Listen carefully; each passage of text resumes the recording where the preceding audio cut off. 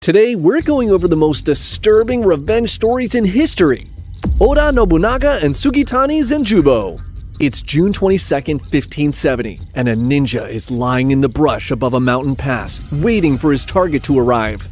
His name is Sugitani Zenjubo, and he'd accepted a mission that few would ever dare. He was tasked with assassinating the most fearsome daimyo in all of Japan.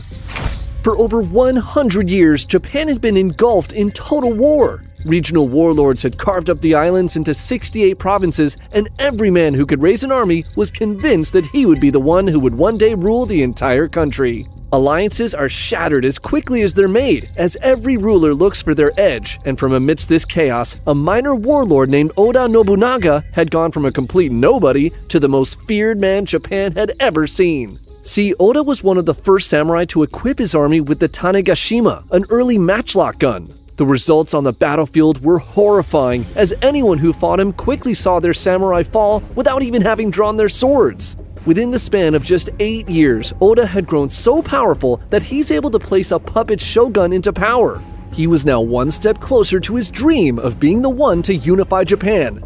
But not everyone was happy with this arrangement. On his campaign to install the new shogun, Oda trampled into Omi, the land controlled by the Rokkaku clan, and their leader Yoshikata found this super disrespectful. He goes to battle with Oda, but is completely destroyed. To make sure the Rokkaku know who's boss, Nobunaga drives Yoshikata from his lands, leaving him with nothing. Disgraced and enraged by the humiliation, the former daimyo dedicates all of his time to coming up with a plan to kill Nobunaga and take his revenge. And for years, he makes deals with rival clans and searches for the perfect assassin to complete his mission. He finds a master marksman named Sugitani Zenjubo, who was a crack shot. Oda being taken out by the very weapon he used to rise to power would be poetic justice, and so Sugitani is selected to be the one to take the warlord out. After years of careful planning, Yoshikata finally makes his move. En route to begin a new military campaign in Echizen, Nobunaga is betrayed and nearly killed by his allies, the Azai clan, and the warlord is forced to retreat to his stronghold in Gifu. The Azai clan, who had coordinated with Yoshikata, blocks the preferred path to Gifu and forces Nobunaga and his men to take a treacherous mountain pass.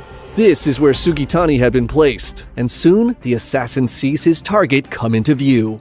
He watches as the warlord carefully makes his way through the pass, and as he gets closer, the ninja readies his rifle and patiently waits. Nobunaga unknowingly rides towards the man sent to murder him, and when he's within 20 meters, Sugitani pulls the trigger. Gunfire flashes from the brush, and a lead ball screams towards the warlord. He misses and quickly grabs